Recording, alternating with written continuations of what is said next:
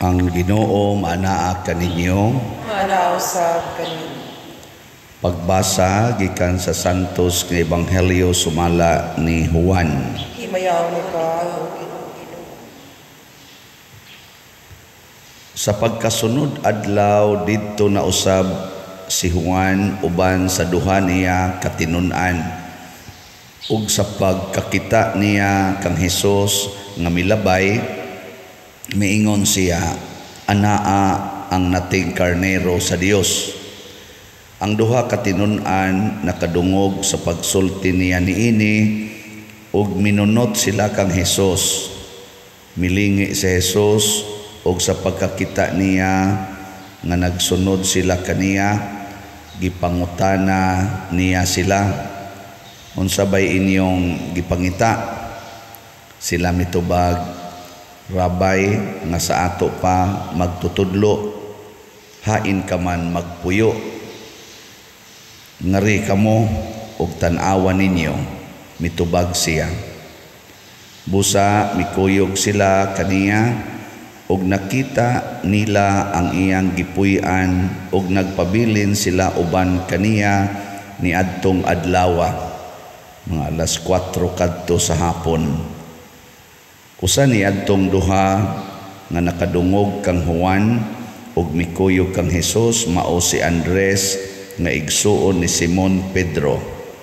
Gipangita dayon ni Andres ang iyang igsuon nga si Simon ug giingnan, nakaplaga namo ang Mesiyas nga sa ato pa Kristo.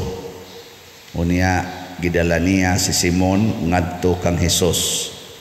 Si Hesus mitutok kaniya og miingon, ikaw si Simon nga anak ni Juan, apan sukad karon nganlan kanag Cephas, nga sa ato pa Pedro.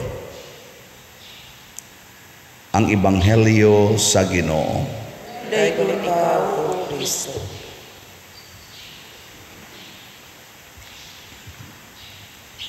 Kadaghan na gyud ko nakadungog anang istorya, labi na gyud sa mga dili Katoliko nga moingon ang buhat dili makaluwas, ang ato ra gyung pagtuo og pagdawat ni Kristo. Tuo mo ana dili. Ang buhat nato dili makaluwas, ang ato ra gyung pagtuo og pagdawat ni Kristo mo'y makaluwas. So nag-ingon nimo, mituo na ako sa Ginoo, awa na, luwas na ka.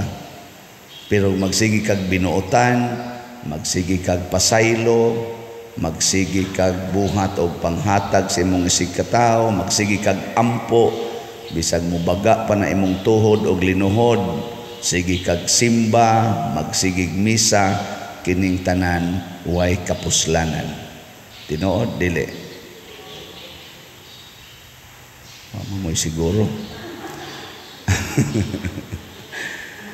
Karon giklaro na gyud diri sa atong unang pagbasa nga duna di ay duha ka matang sa buhat dinhis kalibutan, ang pagbuhat og maayo ug ang pagbuhat og sala. Ang anak sa Ginoo matud pa diri nagbuhat sa mga buhat sa Dios. Ang anak sa yawa nagbuhat sa mga buhat sa yawa. Sa ato pa, ang atong buhat makapahimo natong anak bata sa Dios or anak bata sa yawa. Gilingi anay mong tupad na kumusta man ang imong mga buhat ron. Dios nun o yawanon. So klaro kaayo nga matod pa diri ang tanan nga nagbuhat og sala iya sa yawa.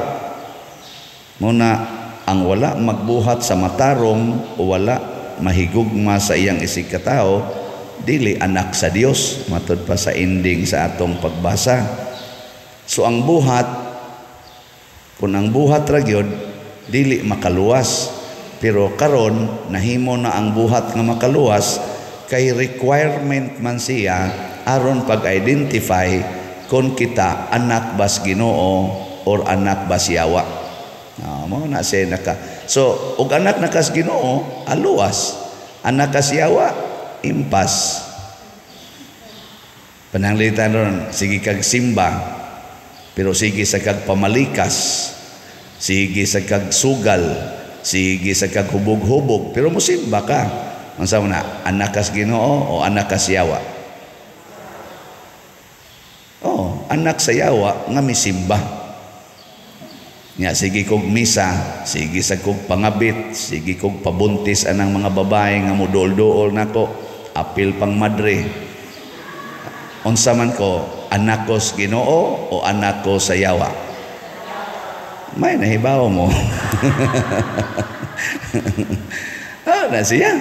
So way kapuslanan kining akong pagpari o pagmisa, basta ang akong buhat para sa akong isig katao dili maayo. Muna ang mo-identify nga buhat ang atong gibuhat para sa atong isig katao. Muna diri sa atong ebanghelyo, pagsunod nila ni Kristo sa Lord, asa man ka nagpuyo? Siya nga rin, sunod. Gipapuyo gyud sila ni Kristo o gipakuyog gyud sila ni Kristo aron tudluan sila mga buhat nga Dios nun.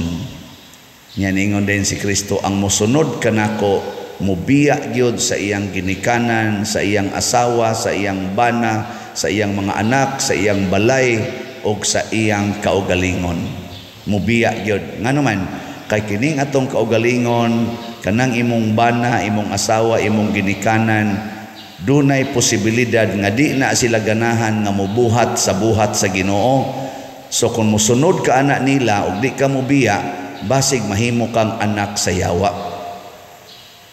Kumusta marong inyong mga bana kabong mga asawa dinhi? Unsa man, anak sa Ginoo o anak sa yawa? Kung anak sa yawa, biyai. Bitaw. Kamusang mga banang niya dinhi? Kumusta man inyong asawa? Anak sa Ginoo o anak sa yawa? Wa mo tingog. Og anak ganis yawa, biyai. Oh. Kumusta mang inyong pare din anak sa yawa o anak sa Ginoo? Kung anak sa yawa, biyai. Kumusta man ning atong pagpamaligyag slat? Buhat ni sa yawa o buhat ni sa Ginoo? Kung buhat sa Ginoo, palit. Palit ng slat. Kasimple ra ana analyson. Nya unsaon man pagbiya sa atong isig katao? Ang unang himuon, kay kita ra basad usahay nga biyaan ka pa divorce. Dili ay di na mao'y pagbiya. Ang pagbiya ang una mao kini. Sa imong pagpakigrelasyon anang tawhana ayaw sunda ang iyang pulong. Sunda ang pulong sa Ginoo, ang sugo sa Ginoo. Ingnon karos imong bana ay simba gani ka kulatahon ti ka. Ay nayawaan man imong bana. Musimba ka dili. Ha? Isab simba gani ka bunog ka na kung panuwaya ka. Ay ansa man? Musimba dili. Simba. Mao tanaway ni guli nimo lagom din ang naong nimo. Mao na gitawag og pagbiya sa imong bana. Di lagom na kay kagnaong.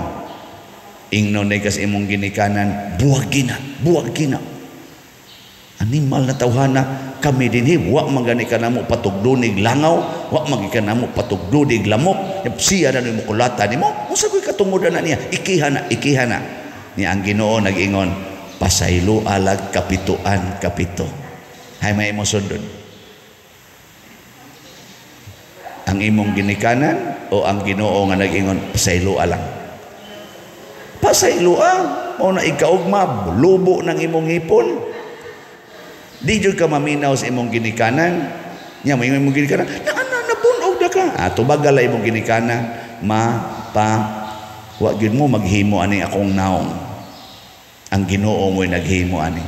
Kaning akong ngipon wa gyud mo kapatubo ani. Ang Ginoo mo'y nagpatubo ani. So karon kay nangabunog ni tungod sa akong pagsunod sa Ginoo, nangalubo ni akong ngipon tungod sa pagsunod nako sa Ginoo, ako nang kalipay. Ningon din na imong mama, sana all. Sana all. Ninduta ka, no? Mana mo? Muna inyong buhaton or magpahaba din mo sa imong mama, magpapa, mama, ikulata ko. Adto dayon mo sa, ang sa tawagan na, korte, kiha dayon, to dayon sa barangay. Ayaw, oy, huwatalan kay, maabot rin yung panahon nga mubiya ka ng inyong balay kung isod na kaglungon. Kay mauman ay saad dito sa simbahan ni Mos Ginoo, till death do us part. Don't worry, labi ang imong bana hysterical na kayo, kanang sigihan na jud kag kulata, di jud ka magdugay. Layo ra nimo usa ka tuig, lungon na ang imong higdaan.